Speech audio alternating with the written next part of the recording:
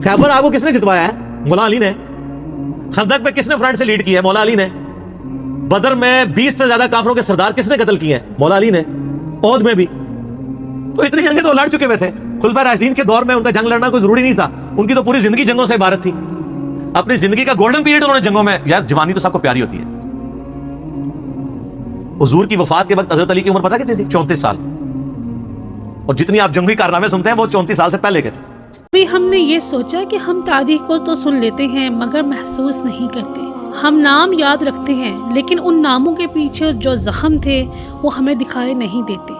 मौला अली रज़ी अल्लाह अन्हु का नाम आते ही हम रुक तो जाते हैं, लेकिन क्या हमने कभी उनकी उम्र, उनकी तन्हाई और उनके फैसलों का वजन समझा है? नबी सल्लल्लाहु अलैहि वसल्लम की वफात के वक्त हज़रत अली रज़ी अल्लाह अन्हु सिर्फ 34 साल के थे और इस्लाम की बुनियादें तब तक खून, सब्र और कुर्बानी से रखी जा चुकी थी। तो फिर सवाल ये नहीं कि अली रज़ी अल्लाह अन्हु ने क्या नहीं किया, सवाल तो ये है कि हमने क्या समझा। मिर्ज़ा अली इंजीनियर साहब ने बहुत ज़बरदस्त तरीके से इन तमाम पहलू पर रोशनी डाली है, लिहाजा वीडियो को आखिर तक लाजमी देखिएगा। चलिए वो वीडियो देखते हैं। सही मुस्लिम में ऊपर तले 4 हदीस हैं, 6225 से 6228 तक। नबी अलैहिस्सलाम ने हज्जतुल वदा से वापसी पे मक्के और मदीने के दरमियान खुम नामी गांव में खुतबा देते हुए फरमाया, ऐ लोगो आगाह हो जाओ, मैं भी एक इंसान हूँ। करीब है कि अल्लाह का कासिद यानी मौत का फरिश्ता आए और मैं उसकी दावत कबूल कर लूँ। मैं अपने बातों में 2 भारी चीजें छोड़ के जा रहा हूँ। उनमें से पहली भारी चीज अल्लाह की किताब है। इसमें हदायत है, इसमें नूर है। अल्लाह की किताब अल्लाह की रस्सी है, तुम इसे पकड़ो, अपना ताल्लुक इसके साथ मजबूत करो। जो इसे पकड़ेगा वो हदायत पे होगा, जो छोड़ देगा गुमराह हो जाएगा। और दूसरी भारी चीज मेरे अहले बैत है। मैं अपने अहले बैत के मामले में तुम्हें अल्लाह का खौफ दिलाता हूँ। मैं अपने अहले बैत के मामले में तुम्हें अल्लाह का खौफ दिलाता हूँ। मैं अपने अहले बैत के मामले में तुम्हें अल्लाह का खौफ दिलाता हूँ। 3 दफा नबी इस्लाम ने फरमाया। इसलिए आप सही मुस्लिम में हदीस 6225 से 8 तक 4 हदीस के ऊपर बाप पता क्या है? फजाइल मौला अली। हालांकि इसमें मौला अली का कोई नाम ही नहीं है। वो इसलिए कि मुस्लिम शरीफ जब जिन लोगों ने इसके ऊपर तबवीब की, बाप बांधे, इमाम नबी को पता था कि किस मौके पे आप इस्लाम ने फरमाया। वहां कौन था वो आपको डिटेल हदीस फिर मिलेगी जामिया तिरमिज़ी में, उसका एक हिस्सा डिटेल पूरी मिलेगी। सुनन निसाई अल कुबरा के अंदर, अल मुस्तदरक लिल हाकिम के अंदर, मुस्नद इमाम अहमद में और मिशकात में भी आपको तीसरी जिल्द में मिलेगा कि नबी इस्लाम ने इस मौके पे जब ये फरमाया ना, तो आप इस्लाम ने मौला अली को बुला के अपने साथ खड़ा करके अपना हाथ उनके हाथ के ऊपर रख के यूं सहाबा में बुलंद करके कहा, मन कुन्तु मौलाहु फाज़ा अलीयुन मौला। और इससे पहले आप इस्लाम ने सूरह अज़ाब की आयत नंबर 6 तिलावत की, अन्नबिय्यु औला बिल मुमिनीना मिन अनफुसिहिम। नबी सरपरस्त है, हक रखते हैं जानों से भी बढ़ के उम्मतियों के ऊपर। क्यों? उम्मतियों का काम है कि नबी को बचाने के लिए अपनी जान दे दे। इतना हक है, अपने माँ बाप औलाद सबसे बढ़ के अजीज समझना, जो बुखारी मुस्लिम में हदीस है, सबसे ज्यादा हक रखते हैं। ये आयत आपने तिलावत करके कहा कि मेरे सहाबा क्या तुम मेरा हक के विलायत या हक के सरपरस्ती अपने ऊपर तस्लीम करते हो? सबने कहा भला यार। तो आप मुझे बताएं, आप तमहीद तो ये बना रहे हैं हक के विलायत वाला, सरपरस्ती वाला। तो तारे जमीर साहब ने जब मौला का तर्जमा ये कर दिया तो सारे पंजे झाड़ के उनके पीछे पड़ गए। कहते हैं अपनी तरफ से कहा है? नबी इस्लाम कह रहे हैं नबी औला बिल मुमिनीना मिन अनफुसिहिम। नबी इस्लाम उसका तर्जमा कर रहे हैं कि मैं सरपरस्त हूं सारे मोमिनीन का। तो आपने जब ये आयत तिलावत की, सबने कहा भला या रसूल अल्लाह, कोई शक नहीं। तो आपने फिर फरमाया मन कुन्तु मौलाहु, फिर जिसका सरपरस्त और आका और मौला मैं हूं, फअलीयुन मौलाहु, फिर अली भी उसका मौला है। और फिर आपने इसी हालत में कहा, ऐ अल्लाह उससे मोहब्बत रख जो अली से मोहब्बत रखे, और उससे दुश्मनी रख जो अली से दुश्मनी रखे। और सर इससे बढ़ के तो मुस्लिम की हदीस है 240, अली से मोहब्बत नहीं रखेगा मगर मुमिन, अली से बुग़्ज़ नहीं रखेगा मगर मुनाफिक। फिर जो फज़ाइल से अबा अहमद बिन हंबल की किताब में जो 2 हदीसें हैं मौला अली से मौकूफन, कि उन्होंने फरमाया कि मेरी वजह से 2 फिरके गुमराह हो जाएंगे और 2 फिरके दोज़ख में चले जाएंगे, एक मेरी मोहब्बत में गुलूफ करके और एक मेरी दुश्मनी में। तो मोहब्बत में गुलूफ करने वाले तो सारे कहते हैं वो राफ़िदी हैं, तो ये दुश्मनी में गुलूफ करने वाले कौन है? खुद है ये जो ये बयान कर रहे होते हैं, इसलिए वो छुपा जाते हैं। अल्लाह माफी दे आपा। और शहजाद भाई ने सुनाया सी, हमारे एक शहजाद भाई है ना, तो वो एक अहले हदीस भाई को ना ये हदीस सुना रहे थे, तो उन्हें कहा हाँ बिल्कुल बिल्कुल। अच्छा, उसने आगे से सवाल कर लिया कि ये जो दुश्मनी करने, जो मोहब्बत करने वाले हैं वो तो ये शिया राफ़िदी हैं, तो ये जो दुश्मनी में बुग़्ज़ रखने वाले ये कौन है? तो उन्होंने कहा यार आपा असील होगा हूं। देख ले आप, मौला अली आप कह दें तो चिड़ सारे पंजे झाड़ के निकल लिए मौलाना तारिक जमील हाफिज़हुल्लाह ताला के खिलाफ। कितनी बड़ी पर्सनैलिटी है, उन्होंने ख्याल भी नहीं किया। उन्होंने कहा तारिक जमील गुमराह हो गया, इसलिए तारिक जमील साहब ने भी इन पे 4 तकबीरें पढ़ दी हैं। ان کو پتا چل گیا کہ یہ لوگ تو یعنی سچائی کو قبول نہیں کریں گے. تو یہاں مولا کا معنی سرپرست ہے. پھر وہ کلپ چڑھائے ہوئے ہیں بڑے بڑے مفتیوں نے, وہ کہتے ہیں جی آگے الفاظ پڑھیں, آگے لکھا ہے اللہ اس سے محبت رکھ جو علی سے محبت رکھے, اس سے دشمنی رکھ جو علی سے دشمنی رکھے. تو اس کا مطلب ہے کہ یہ مولا کا معنی تھا دلی محبوب. اور پیچھے پڑھو, پیچھے ہے النبی اولی بالمؤمنین من انفسہم. سمجھ آئی؟ جیسے بریلوی کہتے ہیں آگے پڑھو, آگے صراط الذین انعمت علیہم, اسی کہنا پیچھے پڑھو, پیچھے ایاک نعبد و ایاک نستعین. قبراں نو منگنے والے نہیں, اللہ کو منگنے والے. اور اس دن صراط المستقیم, سیدھا راستہ نبی الاسلام کا. تو کچھ اگوں پڑھتے رہے, کچھ پیچھوں پڑھتے رہے. سٹارٹ ہی اس سے ہوئی النبی اولی بالمؤمنین من انفسہم وازواج امہاتہم. سر یہ جو باتیں میں کر رہا ہوں انشاءاللہ یہ میرے جب کلپ چڑھ رہے ہیں نا قیامت تک کے لیے ان کے منہ بند ہو جائیں گے جو انہوں نے کلپ چڑھائے ہوئے ہیں جی, اور مولا کا یہ معنی نہیں, وہ ہے. سارے معنی میں نے بیان کر دیے. اب لوگ خود فیصلہ کریں گے کہ یہاں پہ مولا کا معنی کیا ہے. جب یہ آیت پڑھی جا رہی ہو النبی اولی بالمؤمنین من انفسہم, اور بلکہ مسند احمد میں الفاظ ہیں, ہمارے نزدیک تو وہ والا حصہ ضعیف ہے, لیکن کتنے محدثین ہیں جو اس کو صحیح سمجھتے ہیں, انکلوڈنگ بریلوی دیوبندیوں کے بزرگ, کہ جب نبی اسلام نے یہ فرمایا تو سیدنا عمر نے آ کے حضرت علی کو کہا کہ آپ کو مبارک ہو, آپ تو سارے مومنین کے مولا بن گئے ہیں. تو حضرت عمر جب یہ کہہ رہے تھے کہ آپ کو مبارک ہو, آپ مولا بن گئے ہیں, تو حضرت عمر کو بھی پتا تھا میں مولا ہوں. تو حضرت علی کو کہنا چاہیے تھا کہ یار مولا تو تم بھی ہو, سارے صحابہ سے محبت رکھنی چاہیے. حضرت عمر خود مولا نہیں تھے کیا تھے؟ تو علی کو کیوں کہہ رہے ہیں کہ مبارک ہو, آپ تو سب کے مولا بن گئے. اور سارے وہ یہی والے مولا بنے, النبی اولی بالمؤمنین من انفسہم وازواجہ امہاتہم. لہذا میں سمجھتا ہوں کہ مولانا اسحاق رحمہ اللہ تعالیٰ کا موقف ٹھیک ہے کہ امت میں مسلمانوں کے سیاسی طور پر پولیٹیکلی گورنمنٹ لیول کے اوپر جو امت میں خلیفہ اول ہیں وہ سیدنا ابو بکر صدیق رضی اللہ تعالیٰ عنہ علیہ السلام ہے, اور امت میں روحانی طور پر نبی صلی اللہ علیہ وآلہ وسلم کے جو خلیفہ اول ہیں وہ سیدنا علی بن ابی طالب ہے. یہی وجہ ہے کہ حضرت ابو بکر ہوں, حضرت عمر ہوں, عثمان ہوں, مولا علی سے مشورے کے ساتھ چلتے تھے, ان کو اہل البیت شمار کرتے تھے. تو یہ اپروپریٹ چیز ہے. تو باقی چوتھے خلیفہ تو خیر سارے ہی مانتے ہیں, چوتھے پہ تو آگے ویسے ہی سب کو ماننا پڑ جاتا ہے. تو علی دا پہلا نمبر بھی, علی دا چوتھا نمبر بھی, دو چیز ٹھیک نے, بیک چیزیں ٹھیک ہے. تو باقی ان معنوں میں ٹھیک نہیں ہے کہ کوئی معاذ اللہ ابو بکر عمر رضی اللہ عنہما علیہ السلام پر سب و شتم کرے یا ان کی خلافت کو غاصبانہ کہے, نعوذ باللہ. ان معنوں میں بات نہیں کر رہا. تو یہ اللہ مولا اور علی مولا میں بہت فرق ہے. ٹھیک ہو گیا؟ تو یہ اکثر کہتے ہیں کہ جی وہ علی مولا کہنے سے وہ جو ہے نا پھر وہ اس طرف لوگ چل پڑیں گے. تو سر وہ تو آپ اللہم صلی علی سیدنا و مولانا محمد پڑھیں گے تو وہاں تو مولانا ہے جو قرآن میں انت مولانا فانصرنا علی القوم الکافرین. تو آپ دروشی میں مولانا پڑھنا چھوڑ دیں گے. تو دیکھیں آپ اہل بیت کی دشمنی انسان کو کہاں تک لے جاتی ہے کہ آپ کو پھر بہت کچھ چھوڑنا پڑ جاتا ہے. تو بہتر یہ ہے کہ آپ صبح و شام تسبیح نہ نکالا کریں, صرف ایک دفعہ کہہ لیا کریں کیا نہ میں وہابی نہ میں بابی, میں ہوں مسلم علمی کتابی. نہ ہم سو کارڈ وہابی ہیں, کوئی علمی بات کرے سے وہابی کی گالی دے دیتے ہیں, اپنے زوم میں سے گالی سمجھتے ہیں. اور نہ ہم بابوں کا دفاع کرنے والے بابی ہیں, ہم علمی کتابی ہیں. تو مولا علی ہمارے مولا ہے جی, اور انشاءاللہ ہمیں قیامت والے دن مولا علی کے ساتھ ہماری دعا ہے اللہ تعالیٰ ہمیں ان کے ساتھ محشور فرمائے, اہل بیت کے ساتھ محشور کرے, اور مولا علی کے دشمنوں کو, ان سے بغض رکھنے والوں کو آل امیہ کے ساتھ معشور کرے جن کی وہ طرفداری کر رہے ہوتے ہیں. ٹھیک ہے, تاکہ ان کو وہ کہتے ہیں بیان نہیں. وہ ایک اہل حدیث عالم مجھے کہنے لگے کہ یار وہ کٹر ناس بھی تھے, پھر بعد میں جب وہ چینج ہوئے 60+ ایج ہے, کہتے ہیں میں نے جمعہ پڑھایا تو میرے ماموں بھی تھے جو اہل حدیث عالم تھے. یہ اہل حدیث کا حال ہے, جو بندی بریلوی تو بیچارے بالکل ہی گئے گزرے ہوتے ہیں علمی طور پہ, پھر بھی اہل حدیث کی اپروچ پھر بھی علمی ہے, قرآن حدیث سے شغف ہوتا ہے. تو کہتے ہیں میں نے پہلی دفعہ زندگی میں محرم کا جمعہ فضائل اہل بیت پہ پڑھایا. تو کہتے ہیں اس میں نے حدیث بیان کر دی کہ علی سے محبت نہیں رکھے گا مگر مؤمن, علی سے بغض نہیں رکھے گا مگر منافق. تو میرا جو ماما جو عالم تھا مجھے کہنے لگا اے حدیث کتنے لکھی ہے؟ تو میں نے کہا مسلم شریف میں. کہتا لکھی ہوئی سی تو ضروری تھی کہ بیان بھی کی جاندی, کہ اگر لکھی ہوئی تھی تو ضروری تھا بیان بھی کرتے. یہ سر لٹمس ٹیسٹ ہے. کسی جو کہتا ہے نا مجھے اہل بیت سے بڑی عقیدت ہے, نہیں ہم صحابہ کا بھی احترام کرتے ہیں اہل بیت کا, آپ اس کو ایک میسج کر دیں علی سے محبت نہیں رکھے گا مگر مومن, علی سے بغض نہیں رکھے گا مگر منافق. تو آپ اس کے رسپانس سے چیک کر لیجیے گا وہ کتنی محبت کرتا ہے.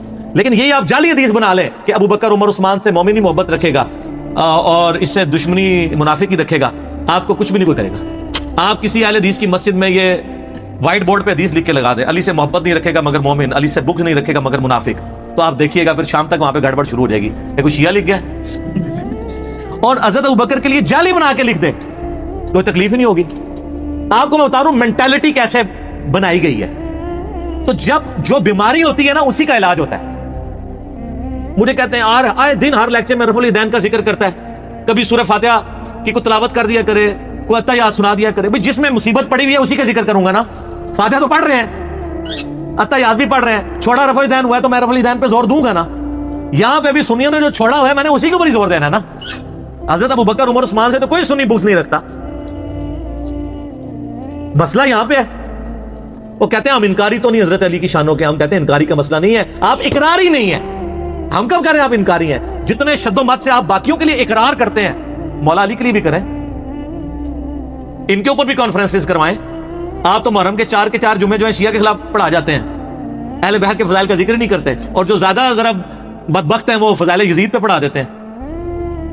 تو پھر اہل بیت کی باری کب آئے گی؟ خود آپ نے ان کو ان کے کھاتے میں ڈال دیا ہوا ہے.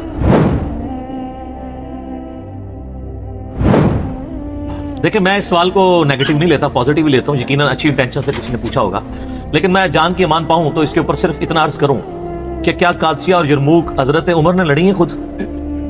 وہ تو خلیفۃ المسلمین تھے. تو یہ کہیں گے نہیں لڑی. تو ان سے پوچھے اس کی وجہ کیا تھی؟ وہ کہیں گے اس لیے کہ وہ مسلمانوں کے امیر تھے, وہ آگے جا کے شہید ہو جاتے تو پیچھے مسلمانوں کی جمعیت ٹوٹ جاتی. یہ بھی وہ کہے گا جس کو تھوڑا بہت کوئی علم ہوگا تاریخ کا, باقی تو منہ ہٹ کے بیٹھ جائے گا کہ سوال کرتا ہے. تو اور حقیقت بھی یہی ہے. آپ کو پتا ہے کہ سیدنا عمر خود قادسیہ لڑنے کے لیے جا رہے تھے, کیونکہ یرموک سے زیادہ سخت جنگ قادسیہ کی ہوئی ہے. اس کی وجہ یہ تھی کہ جو رومن امپائر تھی نا, ان کے آج کی جس طرح آپ سمجھ لیں امریکہ, صدیوں سے وہ ورلڈ چیمپئن تھے, سپر پاور تھے.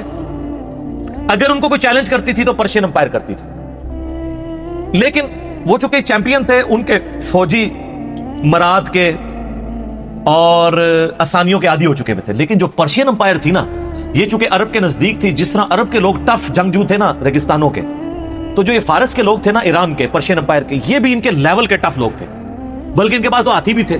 عرب کے گھوڑے تو ہاتھی دے کے بھاگ جاتے تھے. بڑی مشکل سے پھر مسلمانوں نے 8,500 مسلمانوں کی قربانی سے قادسیہ جیتی گئی ہے. وہ آپ عمر سیریز سر دیکھیں تو آپ کو پتہ چلے قادسیہ کیا ہوئی ہے. تو نہج البلاغہ میں مولا علی کا ایک خطبہ موجود ہے جو میں نے جو ہے مسئلہ 162A میں بیان کیا تھا. کلپ لاکھوں لوگوں نے دیکھا ہے. خلفائے ثلاثہ کی شان میں مولا علی کے خطبات, 5 خطبات. ان میں سے اب یہ شیعہ کی کتاب کے اندر خطبہ موجود ہے. سنی تو ویسے ہی مانتے ہیں کہ حضرت عمر نے مشورہ لیا کہ میں قادسیہ کے لیے خود جانا چاہتا ہوں, بڑی جنگ ہے, میں خود لیڈ کروں. لیڈ کرنے سے یہ ہوتا ہے کہ پھر وہ نچلے لوگوں کا مورائل بلند ہوتا ہے. تو حضرت علی نے آ کے ان کو سمجھایا, اور بڑے زبردست الفاظ ہیں, ورڈ بائی ورڈ میں نے اس میں پڑھے ہیں نہج البلاغہ سے. وہ کہتے ہیں کہ تم جو نا اس وقت مسلمانوں کی, جس کو ہم وہ کہتے ہیں نا وہ قلعہ ہو, یعنی جب کسی جانور کو بھاگنے سے بچانا ہونا تو اس کو ایک قلعے کے ساتھ باندھا جاتا ہے, وہ سینٹر ہوتا ہے. قلعہ قائم ہے تو جانور قائم ہے, قلعہ اکھڑ گیا تو گیا. تو ان کا تو مسلمانوں کا اس وقت سینٹر ہو, اگر تم مارے گئے تو پیچھے مسلمانوں کی جمعیت بکھر جائے گی. تم اپنی جگہ کسی اور کو بھیج دو. سعد بن ابی وقاص کو بھیجا گیا رضی اللہ تعالیٰ عنہ. خدا نہ خواستہ ہم نے شکست کھائی اس جنگ قادسیہ میں, تو ہم پیچھے سے اور کمک روانہ کر دیں گے عرب کے لوگوں کو جمع کر کے, تو پھر ایک اور مارکا لڑ لیں گے. کم از کم تم پیچھے ہو گئے تو لوگوں کو جمع تو کر سکو گے, ورنہ مسلمانوں کو تو پہلی فکر یہ پڑ جائے گی خلیفہ ہی مارا گیا. جیسا کہ غزوہ احد میں نبی الاسلام کی شہادت کی خبر مشہور ہوئی تھی تو صحابہ میں بھگدڑ مچ گئی تھی. تو حضرت عمر نے مشورہ قبول کیا, تو سیدنا عمر نہیں گئے. سیدنا عمر کی ایک عادت تھی کہ وہ جتنے سینئر صحابہ ہیں نا ان کو تھنک ٹینک کے طور پہ اپنے ساتھ رکھتے تھے. اس لیے آپ دیکھیں سعد ابن ابی وقاص نے جیسے ہی فتح کیا نا پرشیا, انہوں نے واپس بلا لیا ان کو کہ تمہارا مدینے میں ہونا ضروری ہے.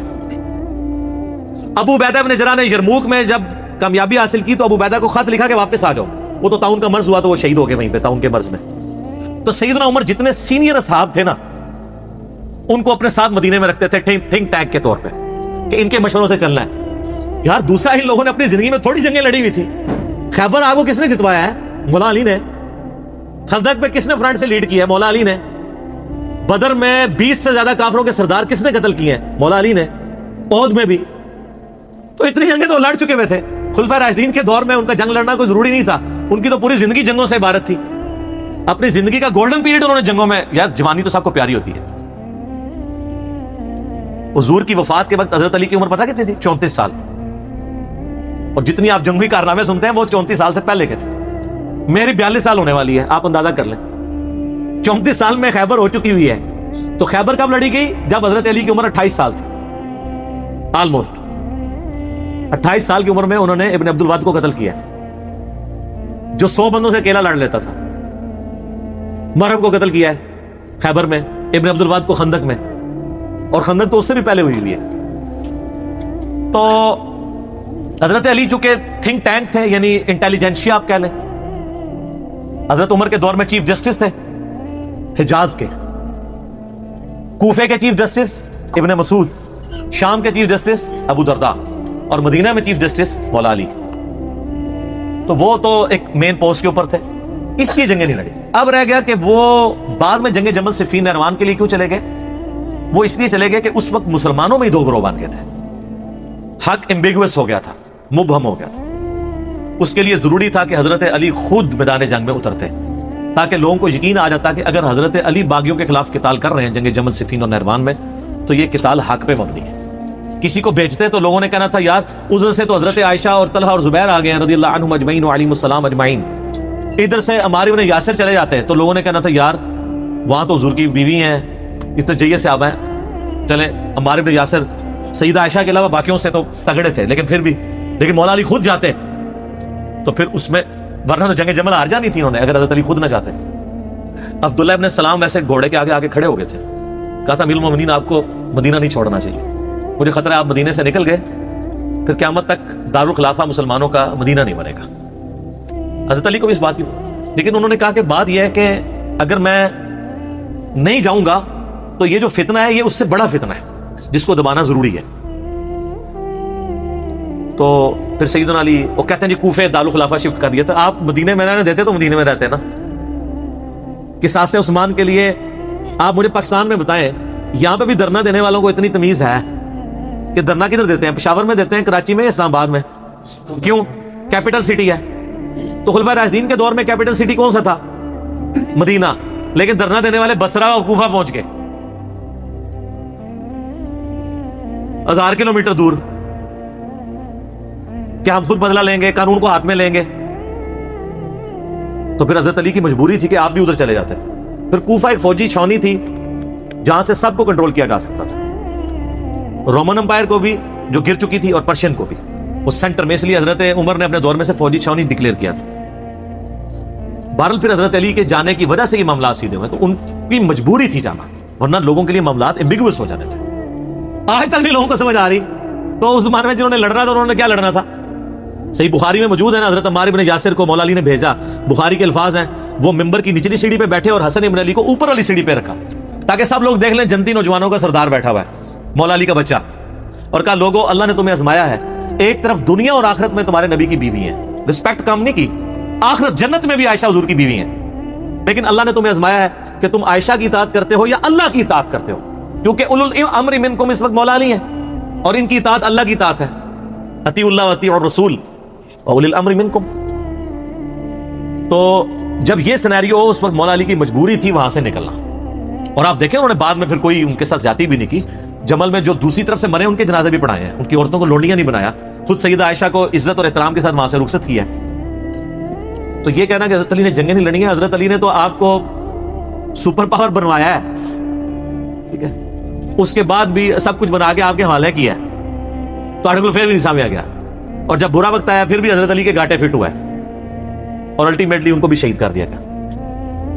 میں اس سوال کے جواب کے اینڈ پہ وہ حدیث بیان کروں گا جو المستدرک للحاکم میں موجود ہے، سنن نسائی الکبریٰ کے اندر موجود ہے، میں نے اپنے ریسرچ پیپر میں بھی ڈالی ہے کربلا والے، کہ نبی صلی اللہ علیہ وآلہ وسلم نے فرمایا اے علی تیری مثال میری امت میں قوم سمود کی اونٹنی کی سی ہے، جس طرح قوم سمود نے صالح علیہ السلام کی اونٹنی کو قتل کیا تھا تو اللہ کا عذاب آ گیا تھا، اگلے زمانوں میں سب سے بڑا بدبخت وہ تھا جس نے اونٹنی کو قتل کیا، اور میری امت کا سب سے بڑا بدبخت وہ ہوگا جو اے علی تجھے قتل کرے گا اور تیری داڑھی کو تیرے سر کے خون سے رنگ دے گا۔ استغفر اللہ واتوب الیہ۔ تو مولا علی کی شہادت کے بعد جس طرح قوم سمود کی اونٹنی مری تھی تو قوم سمود پہ عذاب آیا تھا، حضرت علی کی شہادت کے بعد بھی امت پہ عذاب آیا کہ آج تک دوبارہ اسلامی نظام قائم ہی نہیں ہو سکا۔ ناظرین یہ زبردست ویڈیو امید ہے کہ آپ نے فل دیکھی ہوگی۔ یہ ویڈیو یہاں تک ختم ہو رہی ہے لیکن بات یہاں تک ختم نہیں ہوتی، کیونکہ اصل مسئلہ یہ نہیں کہ ہم کس کی بات مانتے ہیں، بلکہ اصل مسئلہ تو یہ ہے کہ ہم پوری بات مانتے بھی ہیں یا نہیں۔ حضرت علی رضی اللہ عنہ کا نام آئے تو دل خود بخود جھک جاتا ہے، کیونکہ وہ نبی صلی اللہ علیہ وسلم کے بہت قریب تھے، گھر کے فرد تھے اور ہر مشکل وقت میں سب سے آگے کھڑے تھے۔ یہ کوئی نئی بات نہیں، یہ سب تاریخ میں لکھا ہے، لیکن ہم اکثر تاریخ کو اپنی سہولت سے پڑھ لیتے ہیں۔ نہ علی رضی اللہ عنہ کی عزت بڑھانے کے لیے کسی اور کو کم کرنا ضروری ہے، اور نہ کسی صحابی رضی اللہ عنہ کی شان حضرت علی سے محبت کرنے سے گھٹتی ہے۔ اہل بیت سے محبت دین سے باہر کی چیز نہیں ہے، اور یہ دین کا حصہ بھی ہے۔ اور ایک بات یاد رکھیے گا، یہ محبت کبھی لوگوں کو الگ نہیں کرتی، یہ دلوں کو جوڑتی ہے۔ نبی صلی اللہ علیہ وسلم نے فرمایا کہ جس کا مولا میں ہوں اس کا علی مولا ہے، تو ہمیں کم از کم اس بات کو کھلے دل سے سننا چاہیے۔ میں نے آپ کو کسی بات پر مجبور نہیں کیا، میں نے بس آپ کے سامنے ایک بات رکھی ہے۔ اب فیصلہ آپ کا ہے کہ آپ اسے سوچ کر سنیں گے یا بس سن کر آگے بڑھ جائیں گے۔ اگر یہ بات آپ کے دل تک پہنچ گئی ہو تو سمجھ لیں کہ میری محنت کامیاب ہو گئی۔ اللہ ہمیں سچ سمجھنے اور سچ ماننے کی توفیق عطا کرے، آمین۔